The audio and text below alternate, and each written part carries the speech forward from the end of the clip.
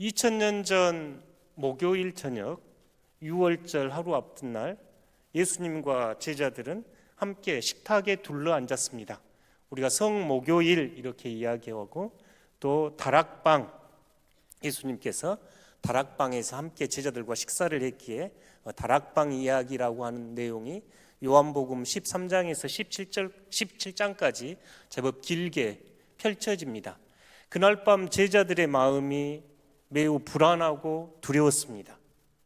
제자들은 왜 불안했을까요?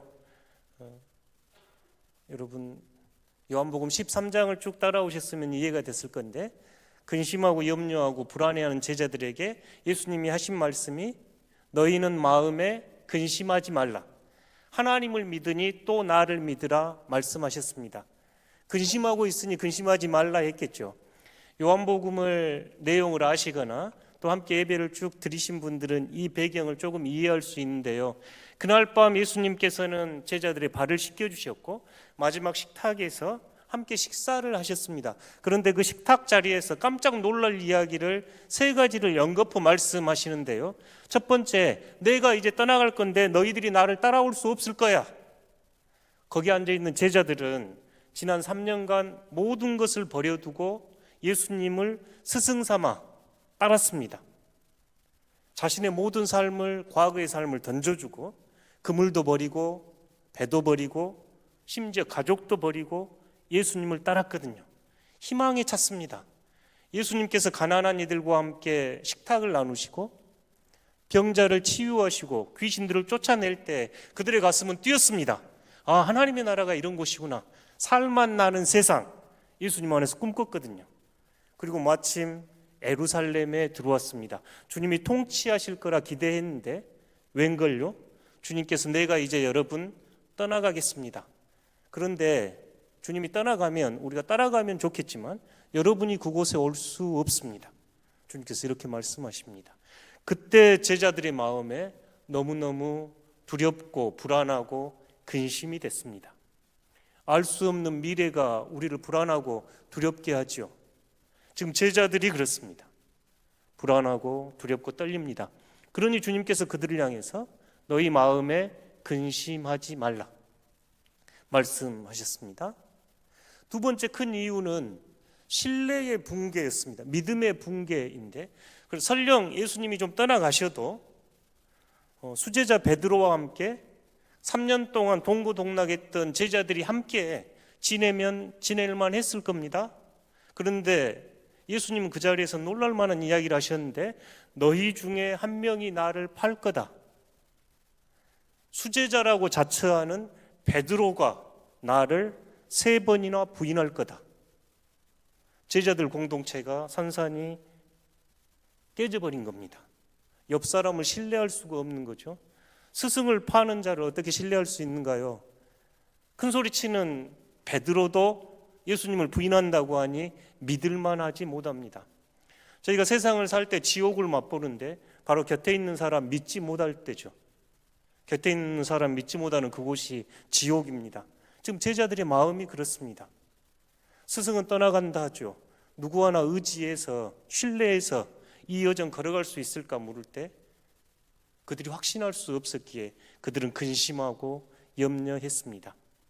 예수님은 그들의 마음을 그렇게 헤아리셨는지 14장 뒤에 이제 읽어보면 18절에 내가 너희를 고아처럼 내버려 두지 않고 다시 오겠다 이런 말씀을 씁니다. 그러니까 이 제자들의 마음이 고아들의 마음과 같았습니다. 그러니까 여러분 살아오시면서 부모님 없이 고생한 분들을 폄하하려고 한 이야기는 아닙니다. 고아가 세계를 이끈다 이런 책도 있더라고요. 그러니까 어려움 속에서 극복하고 살아가는 이들 많이 있습니다. 근데 이제 저희가 신앙의 언어에서 고아 이야기할 때는 마치 영적 고아처럼 하나님을 아버지라 부르면서도 하나님을 신뢰하지 못하고 모든 것을 내가 해야 한다고 움켜잡고 사는, 세상 누구도 믿을 수 없어. 나만 믿을 수 있어. 세상 아무것도 믿을 수 없어. 재물만 믿을 수 있어. 권력만 믿을 수 있어. 이런 삶을 이제 고아라 이야기할 수 있는데 지금 제자들이 그렇습니다.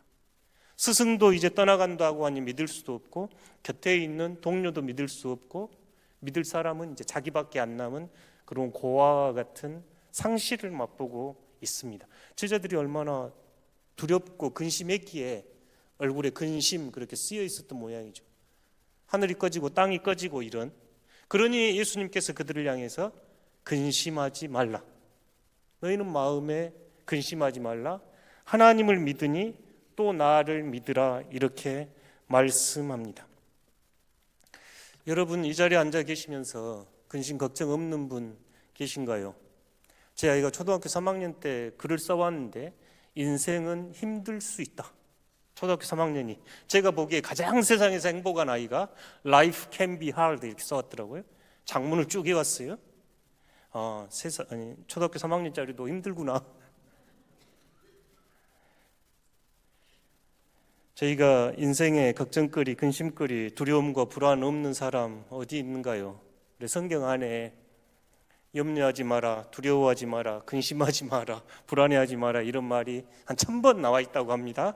제가 일일이 세보지는 않았습니다만 우리 아마 인생이 그런가 보다 싶습니다.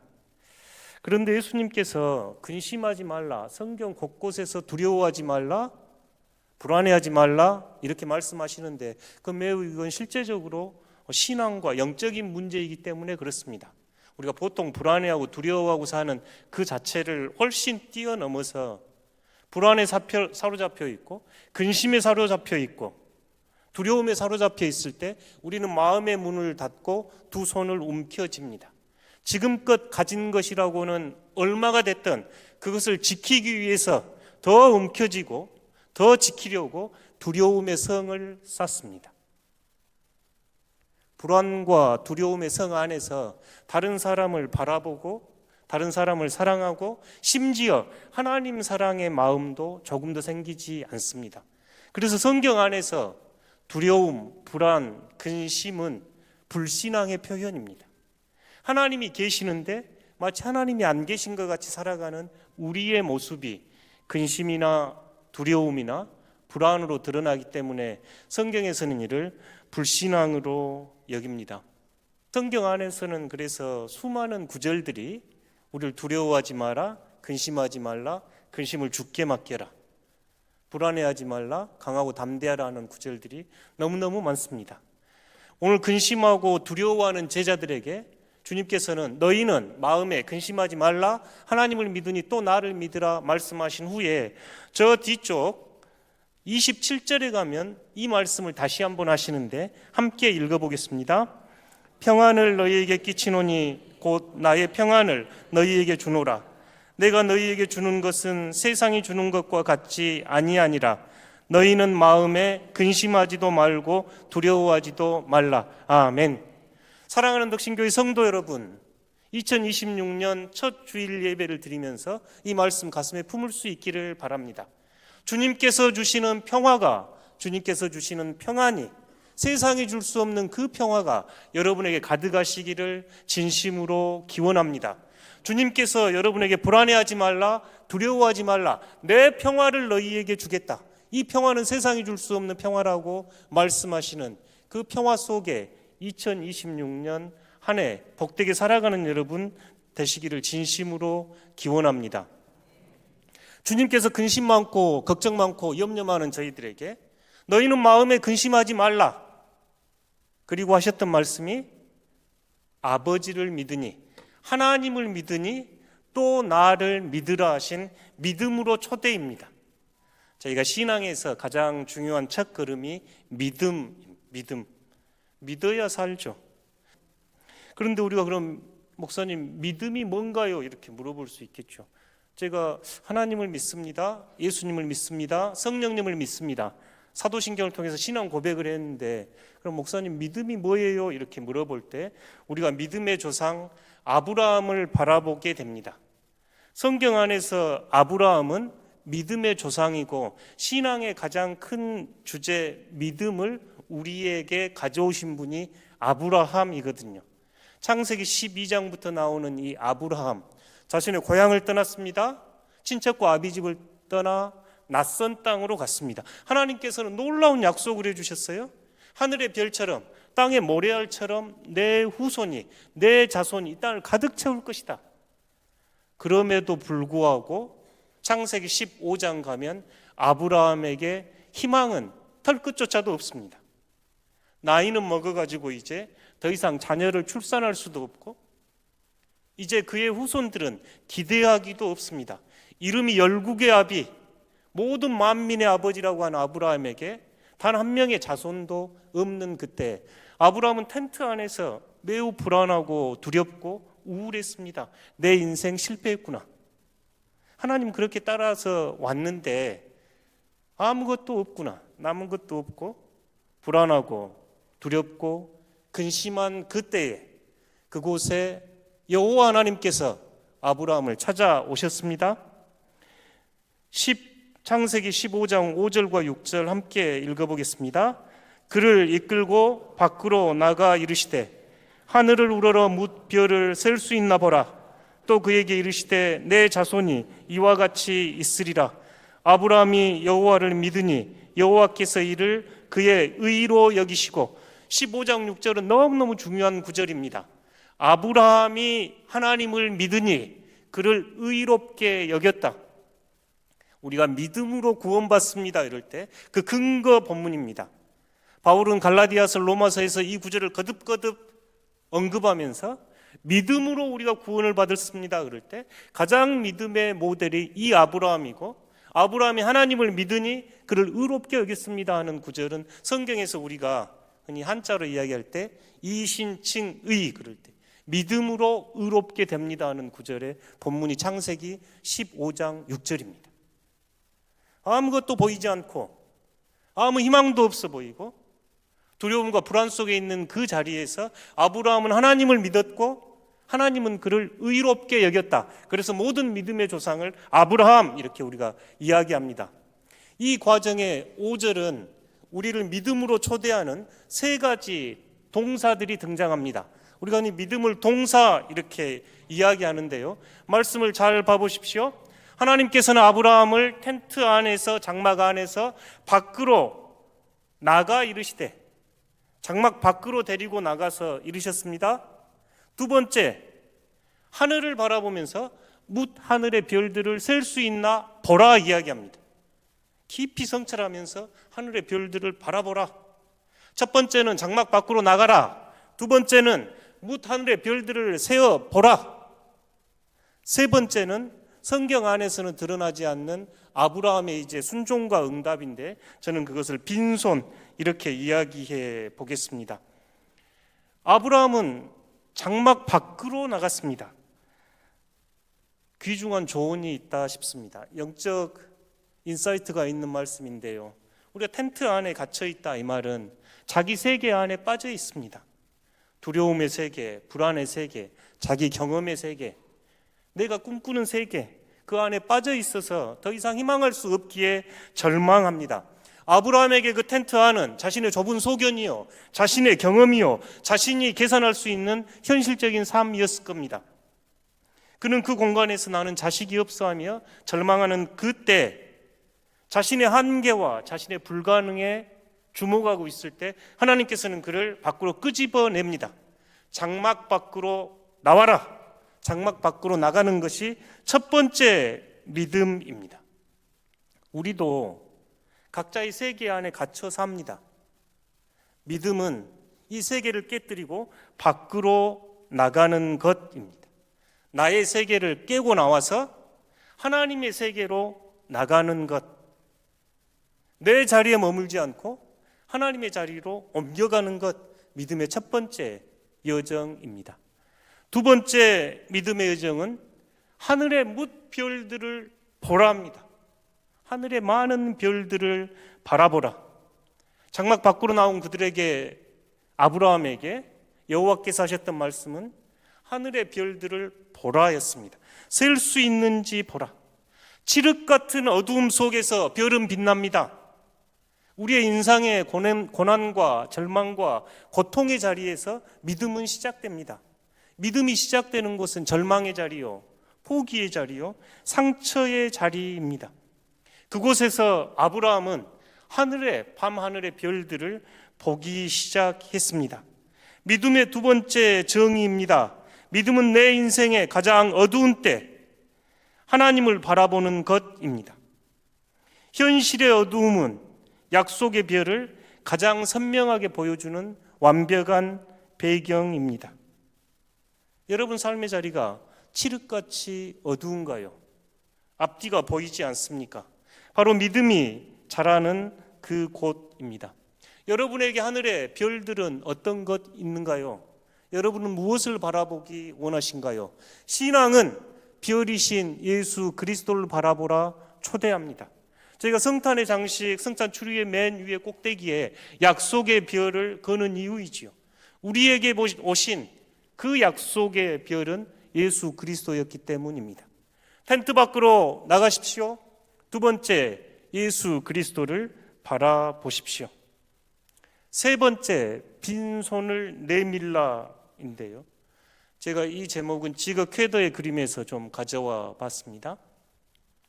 창세기 15장을 이 화가는 이렇게 그렸습니다. 깜깜한 밤 하늘에 별들이 초롱초롱 빛나고 아브라함 위에 여호와의 빛이 임하였습니다. 그의 시선은 하늘을 바라보고 하늘의 별들을 세고 있는지 모르겠습니다. 특별히 인상적인 게 그의 두 손입니다. 유난히 커 보이는 두 손은 마치 모든 것을 이제 내려놓고 나는 이제 어찌할 수 없습니다. 나는 이제 내 힘으로 약속을 성취하고자 애쓰지 않겠습니다. 내 인생의 주인은 내가 아님을 고백합니다라고 하듯이 마치 두 손을 펼치고 있습니다. 믿음의 세 번째 정의는 내 힘이 아닌 하나님의 힘으로 사는 것입니다. 내가 움켜쥐고 지키려고 하는 삶이 아니라 내 손을 펴서 하나님께서 일하십시오. 내 손을 펴서 하나님, 당신이 내 삶의 주인입니다 하는 포기의 모습이 믿음의 세 번째 자세입니다. 첫 번째, 텐트 밖으로 나갑니다. 두 번째, 하늘의 별들을 보았습니다. 세 번째, 이 화가는 아브라함의 두 손을 펴서 빈손으로 만들었습니다. 하나님 앞에 빈손을 내미는 것, 내 삶의 참 주인이 내가 아니고 하나님임을 고백하며 이 빈손은 하나님의 은혜를 채울 수 있는 유일한 도구가 됩니다. 이 빈손을 거꾸로 엎으면 이쪽 그림이 됩니다. 탕자, 아버지를 떠나서 세상에서 깨지고 방황하고 지치고 불안하고 두렵게 왔습니다. 내가 집에 가도 이제 종이 아닙니다. 아들이 아닙니다. 종으로 불러주십시오. 이러고 돌아온 걱정과 근심 많은 탕자를 아버지께서 껴안아주는 두 손은 빈손이었습니다. 사랑하는 성도 여러분, 2026년 믿음의 여정 첫 단추 잘 끼우시기를 바랍니다. 저희가 첫 단추 잘 끼워야 옷도 아름답게 입을 수 있죠. 너희는 마음에 근심하지 말라. 하나님을 믿으니 또 나를 믿으라. 주님께서 말씀하십니다. 우리는 믿음으로 초대받고 믿음의 조상 아브라함을 바라봅니다. 아브라함은 자신의 염려와 근심, 두려움의 텐트 안에서 밖으로 나갔습니다. 자신의 염려와 불안, 두려움을 멈췄습니다. 인생 살면서 불안과 염려, 근심 언제든지 찾아오죠. 그럴 때 여러분 선포하시기 바랍니다. 내 마음아, 내가 어찌하여 낙심하고 불안해하는가? 시편 42편 기자가 외쳤던 이야기입니다. 그러면서 오늘 말씀 기억하시기 바랍니다. 내 마음에 근심하지 말라. 하나님을 믿으니 또 나를 믿으라. 선포하십시오. 멈춤이 중요합니다. 멈춤이 중요한데요. 이 멈춤에 가장 중요하게 쓰인 단어가 바로 안식입니다. 십계명 네 번째 계명인데 안식일을 기억하여 거룩히 지키라는 그 안식의 어원이 멈추다입니다. 사랑하는 성도 여러분, 2026년 주일에는 멈춰야 합니다. 여러분의 삶 멈춰서 하나님 앞에 서는 날이 예배요, 이 자리입니다. 그러니 2026년 예배자의 삶으로 서십시오. 내 일과 내 근심과 내 걱정과 꽉 움켜쥐려 하지 마시고 멈추는 곳, 예배의 자리입니다. 두 번째, 바라보십시오. 조용규 목사님이 이걸 바라본의 법칙 그래가지고 크게 센세이션을 일으켰죠. 믿음은 바라는 것의 실상이라 이야기합니다. 여러분이 바라보는 그 세계가 여러분의 태도를 결정합니다. 무엇을 2026년 바라보기 원하신가요? 믿음의 눈으로 예수 그리스도를 바라보는 해 되기를 진심으로 기원합니다. 여러분 바라보는 곳에 여러분 가 있을 수 있습니다. 여러분 믿음은 여러분의 태도를 결정하고 여러분의 태도는 오늘 하루를 결정합니다. 오늘 하루가 엮어져 1년 365일 2026년이 됩니다. 이 자리에서 무엇을 바라보시겠는가요? 하나님을 바라보십시오. 예수님을 바라보는 2026년 되기를 바랍니다. 저희가 하나님을 바라보는 시간이 기도하는 시간이요, 말씀을 묵상하는 시간입니다. 그러니 삶의 자리에서 말씀 묵상과 기도의 삶을 살아가시기 바랍니다. 예수님의 가르침이 우리에게 여전히 매력이 있는 것은 그분의 행함이죠. 야고보 사도는 행함이 없는 믿음은 죽은 믿음이라고 이야기합니다. 여러분 이제 결단하시고 실천하셔야 합니다. 작은 일이든 큰 일이든 2026년 뭔가 하려고 계획하신 일 계신가요? 건강이 염려되면 운동을 하십시오. 건강이 걱정되면 나와서 예배를 드리십시오. 삶의 앞길이 보이지 않아 근심이 되면 하나님을 바라보십시오. 방구석에 틀어박혀 있지 마시고 텐트 밖으로 그를 이끌고 나가셨던 하나님처럼, 하나님께서 아브라함을 그렇게 하셨던 것처럼 밖으로 나가셔야 합니다. 순천만으로 가시고 봉화산으로 가십시오. 얼마나 아름다운가요? 그 밤하늘에 그 별들을 바라보는 여러분 되시기를 바랍니다. 세 번째는 이 행함이 중요합니다. 큰 일이든 작은 일이든 행함으로 살아가는 여러분 되시기를 진심으로 기원합니다. 오늘 이 성경에 근심하다 하는 단어는 우리가 보통 쓰는 단어보다 훨씬 강한 단어였습니다. 마치 배가 뒤집히고 하늘이 무너지고 이럴 때 썼던 표현이거든요. 그런 저희들을 향해서 근심하지 말라, 하나님을 믿으니 또 나를 믿으라, 주님 말씀하셨습니다. 믿음을 늘 떠올릴 때면 1980년 5월 18일 광주 민주화 운동이 일어났을 때 기독병원 앞에는 많은 시신들이 있었고 많은 부상자가 있었습니다. 그때 허철선 선교사님, 찰스 헌틀리 선교사님께서 그들을 치료하고 돌보면서 남겼던 믿음에 관한 글인데 이 글 기억하시면 좋겠습니다. 믿음은 언제나 당신을 문제 밖으로 건져내는 것은 아니지만 믿음은 당신이 그 문제를 통과하며 지나가게 합니다. 믿음은 언제나 고통을 없애주는 것은 아니지만 믿음은 그 고통을 감당할 수 있는 능력을 줍니다. 믿음은 당신을 폭풍 밖으로 옮겨주는 것은 아니지만 믿음은 폭풍한 가운데에서도 당신을 평안하게 합니다. 사랑하는 덕신의 성도 여러분, 이 믿음으로 2026년 한 해 임마누엘 하나님과 동행하는 복된 새해 되기를 진심으로 기원합니다.